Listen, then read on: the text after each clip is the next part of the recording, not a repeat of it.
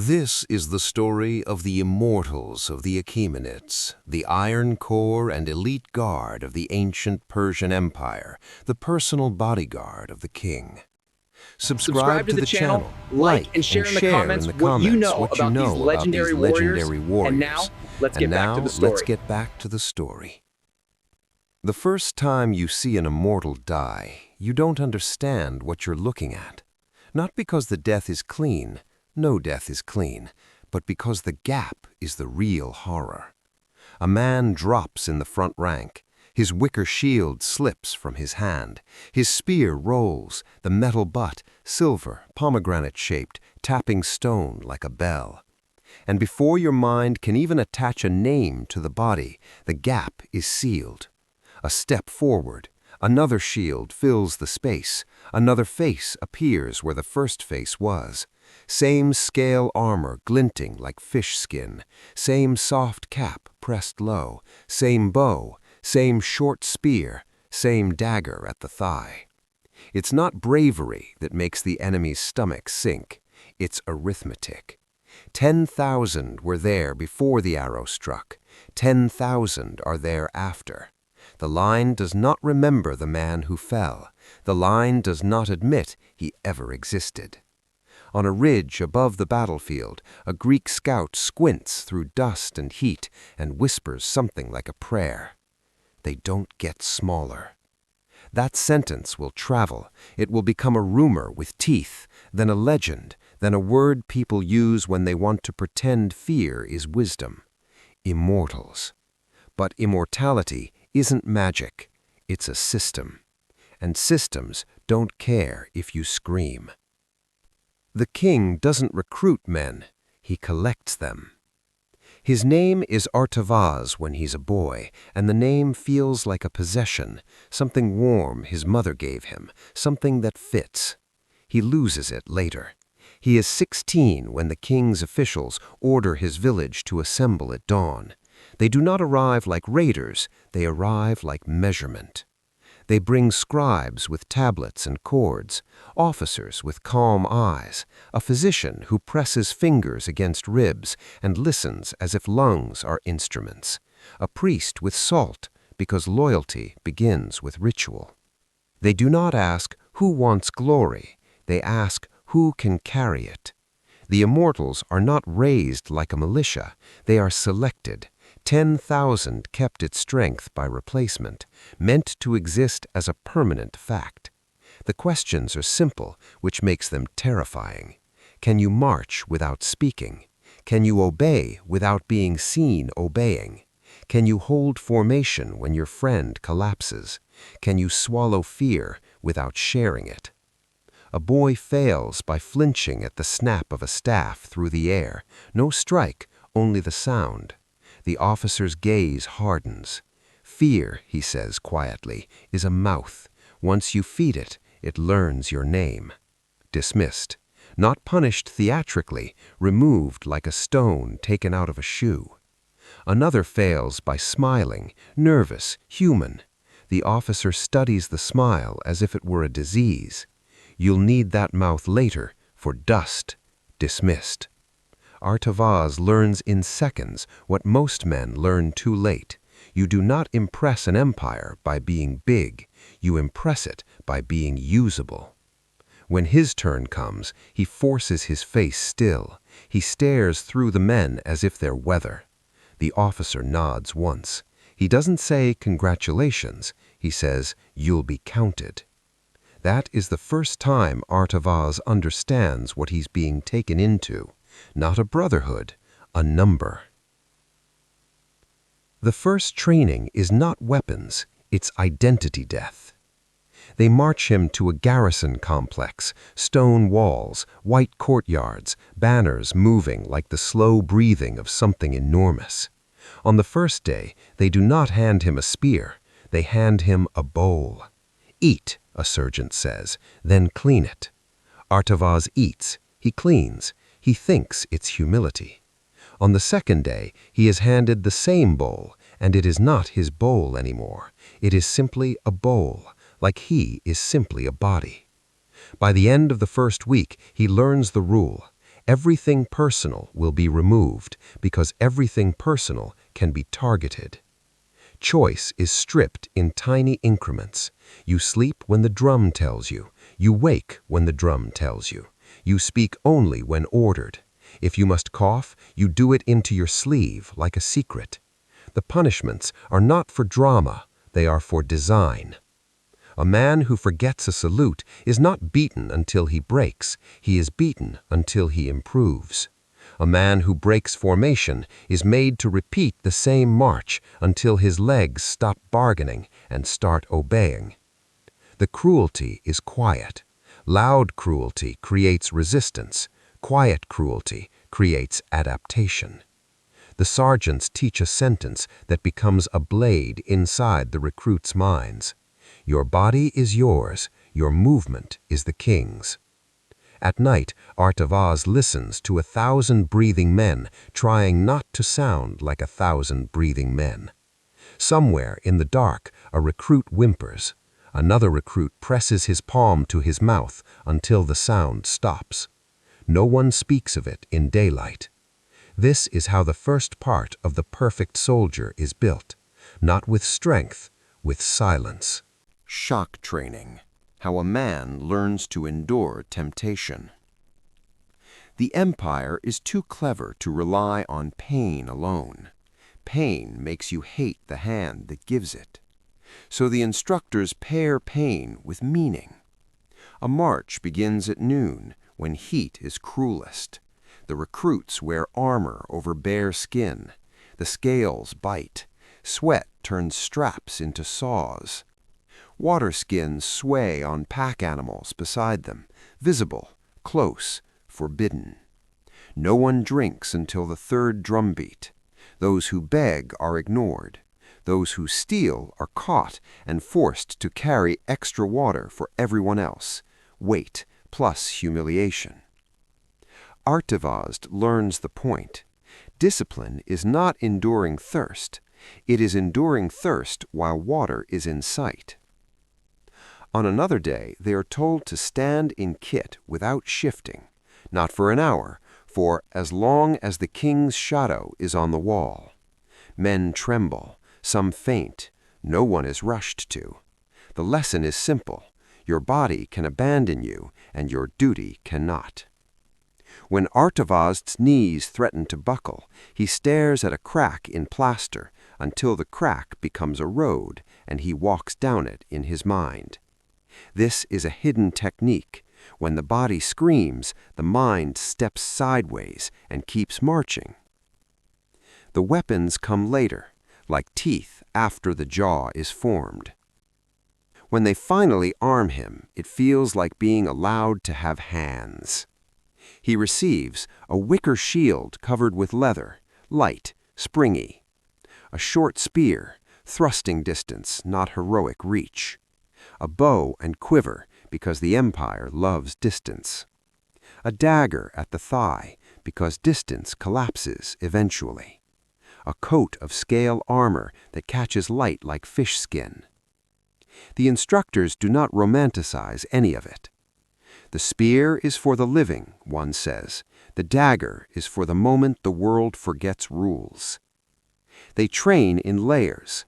Archery until fingers split and shoulders burn. Volleys on drum command, so the sky becomes a lid of arrows. Spear work until thrusting becomes reflex. Shield drills until men turn and compress like one animal. Then comes the drill that makes the word immortal feel less like praise and more like warning. Replacement. A recruit is ordered to fall, dead on command. The line steps over him. Another slides into his place without looking down. The dead recruit rises, runs around the rear, rejoins the end. Again, again. It teaches the group to accept loss without hesitation. If you believe you are replaceable, you stop bargaining with fate. You stop asking, "What if I die?" You start asking, "How long can I keep formation before I do?" Privilege is part of the leash. Once Artavast is counted among the 10,000, life becomes easier. Not soft, never soft, but easier than it is for the common soldiers who march behind them like a moving city of hunger. Better food, better sandals, stronger tents, consideration in the supply line, sometimes attendance. At first, Artavast resents it. Then he sees the design. Better fuel means better performance. Less daily misery means more energy for violence. Special status creates separation from ordinary men, and separation creates pride, the pride the king can steer. It isn't kindness, it's investment.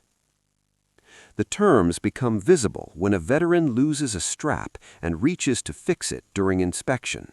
A tiny movement, a human movement. The officer says, softly, "Do not adjust yourself."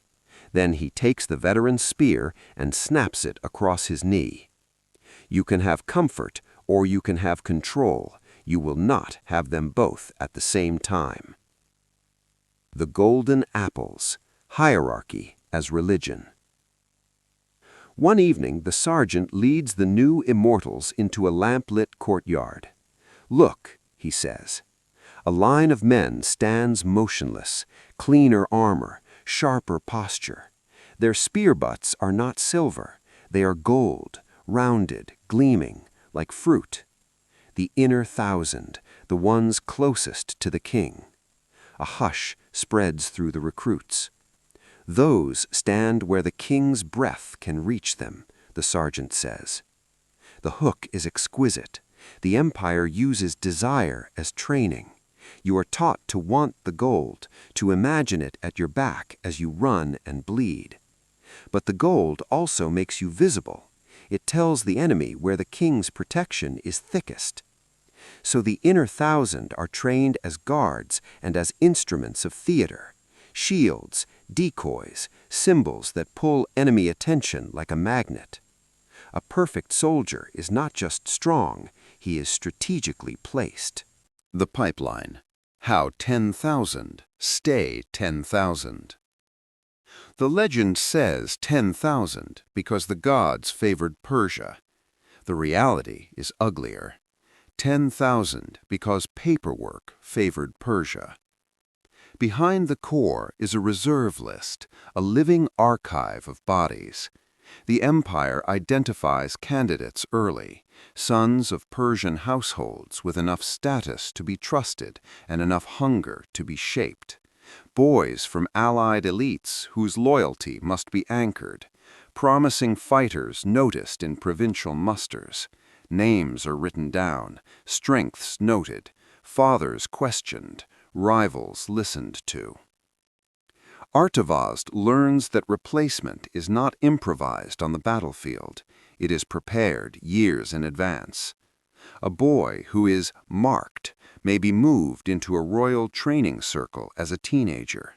He is taught court Persian, drilled in etiquette, trained to hold his eyes steady in the presence of authority.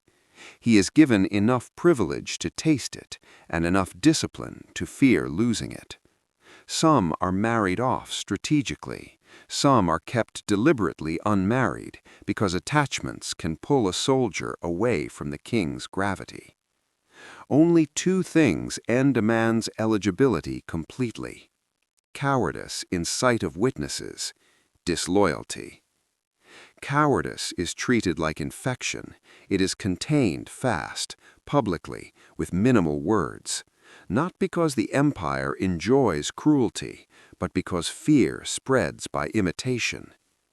Disloyalty is handled even more quietly. One day a man is present, the next day he is not. His bed is empty, his name is not spoken. You can be erased without a sound. Initiation, the day your heart becomes Prakriti. Artavast is formally counted on a day that feels less like celebration and more like a funeral with clean uniforms. They stand in a courtyard before an altar, not a grand temple, just a controlled space where every eye can see every face. A priest sprinkles salt on the ground. An officer pours a thin stream of wine or water, something ordinary made symbolic by scarcity. The recruits place their right hands on the rim of a shield, all touching the same leather, all sharing the same contact point. The oath is not poetic, it is operational. You will obey signals without debate. You will protect the king's person and the king's order. You will not abandon your place. You will not speak what you are not commanded to speak. Then comes the gesture that makes the stomach tighten. Each recruit is assigned a position in a formation and forced to hold it while veterans walk around them like wolves evaluating a herd. They tap armor plates, tug straps, push shoulders, not to hurt, but to test whether the body has learned to accept intrusion without reacting. Artavasd feels anger rise once, pure, hot, human, when a veteran presses 2 fingers against his throat, a reminder of how easily life can be shut off. He crushes the anger. He watches it die inside his chest. The veteran smiles, not kindly. "Good," he whispers, "now you're beginning." Barracks and court, where the Immortals really earned their name. Foreigners picture the Immortals only on battlefields. Artavasd learns the truth. Half their work is done where no one sings about it. They guard palace gates. They stand behind curtains during audiences. They escort the king through crowds that can turn from worship to murder in a breath. They serve as the visible spine of authority. When provincial nobles visit the court, it is the Immortals they see first, silent, armed, immaculate. The message is unavoidable. The empire is awake. The empire is watching. The empire is not negotiable. This is why the Corps trains in 2 languages, the language of violence and the language of restraint. An Immortal must be able to kill quickly and also to stand motionless while insulted, while begged, while offered bribes. That second skill is harder. Killing is an event. Restraint is a lifestyle. Artavasd sees a satrap's envoy attempt a joke about soft palace soldiers. The envoy laughs too loudly, trying to recruit the room into his confidence. No Immortal reacts, not a twitch, not a blink. The envoy's laughter dies of loneliness. Later, the officer tells Artavasd, "We do not correct disrespect with anger. We correct it with reality. Reality is heavier." Tactics: how the Iron Corps fights when the world is messy. The Immortals are not trained for a single heroic move. They're trained for the messy truth of war. Dust, uneven ground, broken commands, allies who panic, enemies who refuse to behave.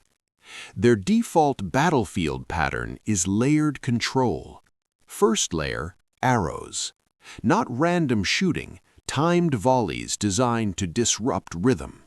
They aim at faces, hands, thighs, places armor doesn't love. The goal is not just injury, it is to force shields up and heads down, to steal the enemy's vision and breath. Second layer, the shield and spear press. Wicker shields lock into a flexible wall. Spears thrust in short beats. They do not lunge foolishly, they bite the enemy line. Pressure, release, pressure, until someone steps wrong. Third layer, rotation. The front rank does not stay until it dies, it is relieved. Men swap positions with the efficiency of craftsmen passing tools. The enemy fights exhausted, the Immortals fight in cycles.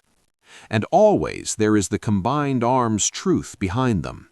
The Corps is trained to open lanes for cavalry, to hold long enough for cavalry to strike flanks, to advance just enough to keep the enemy pinned while arrows and riders do the carving.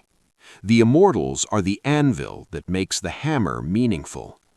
They also train for deception, the half-step retreat that lures a reckless pursuit, the sudden kneel that hides archers behind shields until the last moment, the false silence when drums stop briefly, letting the enemy think the line is confused, then starting again with a beat that signals an abrupt surge. These are not cinematic tricks. They are ways of stealing the enemy's decision-making, second by second, until the enemy's courage turns into mere movement. And that is the Corps' deepest weapon, not killing, but control over tempo. Controlled violence, what the Immortals really practice. People imagine elite troops as men who enjoy killing. The Immortals are something scarier, men who don't need to. Their doctrine is controlled violence, used like a tool, not like a tantrum. They are taught, distance is mercy, for you.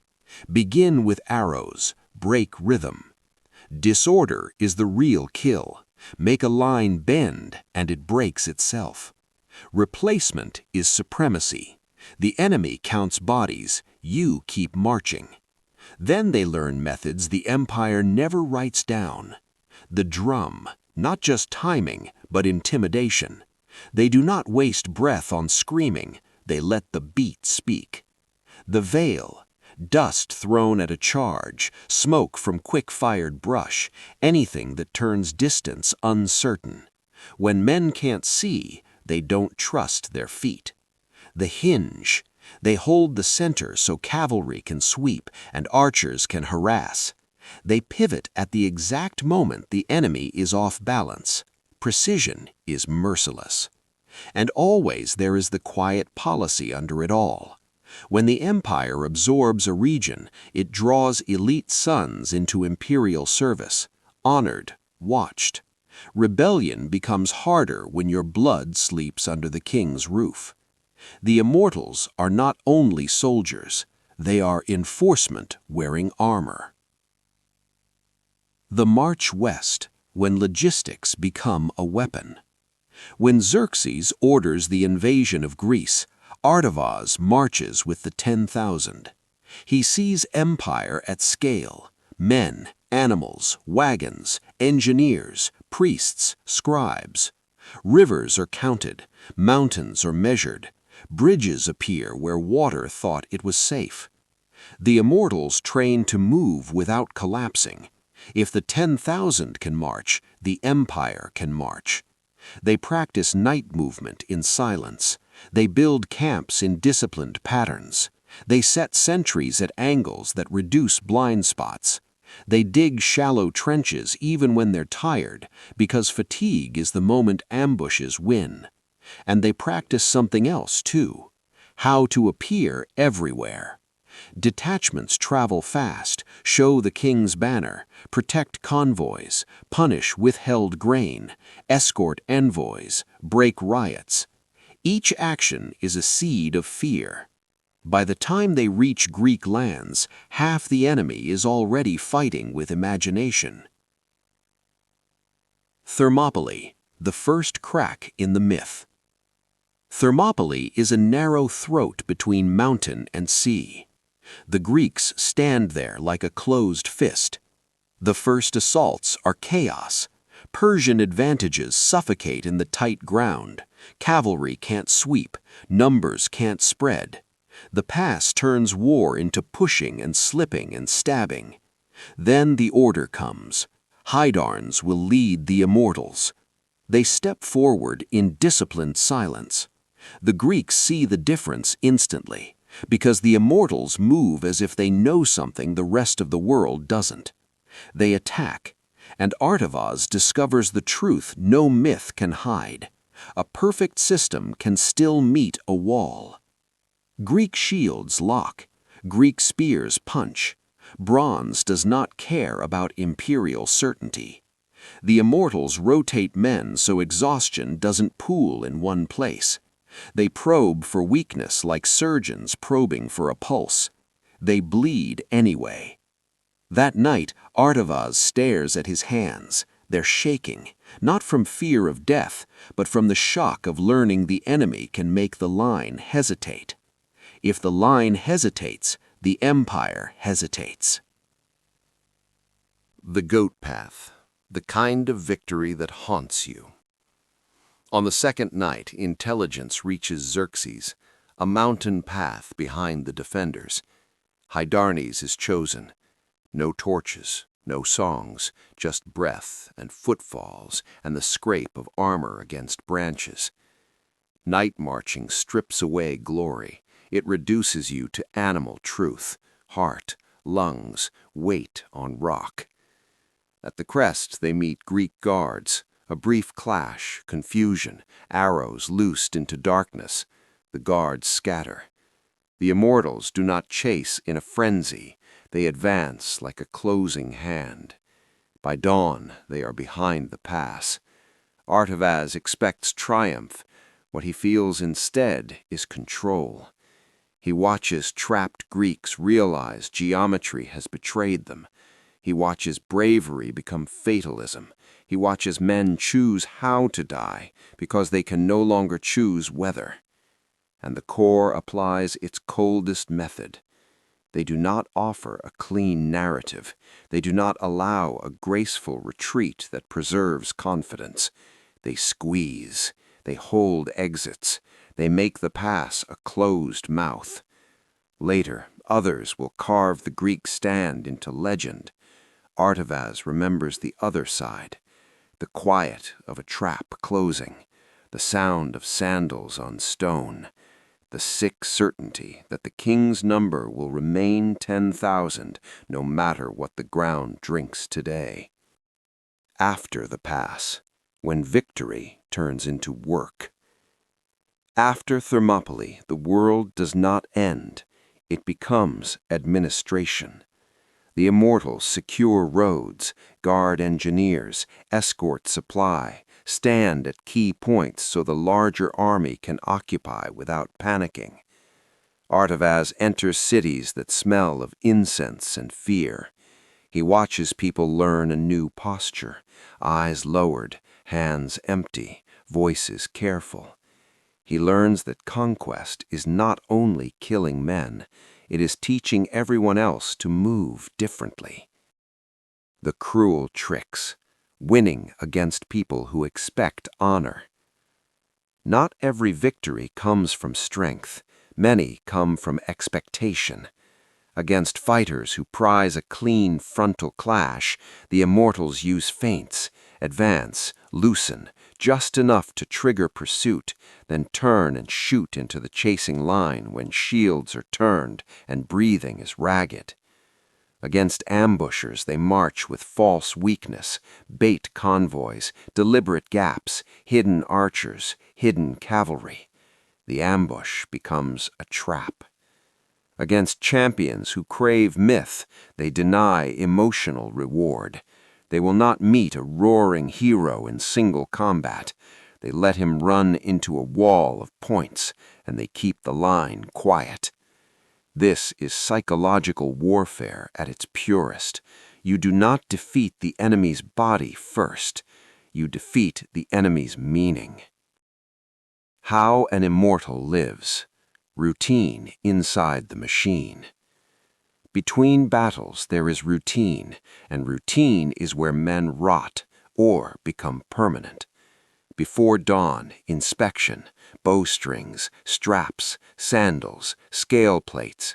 A broken strap in battle is not accident, it is laziness made lethal.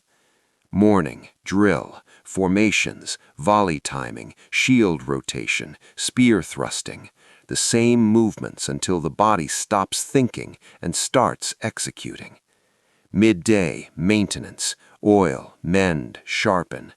Older men teach younger men how to sleep in armor without waking up broken, how to keep a bow from warping, how to eat without wasting a grain. Evening, controlled quiet. Most communication becomes eye and gesture.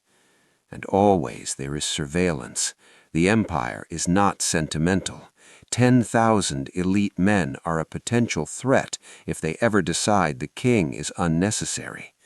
So, rewards are tied to the king. Honor is tied to the king.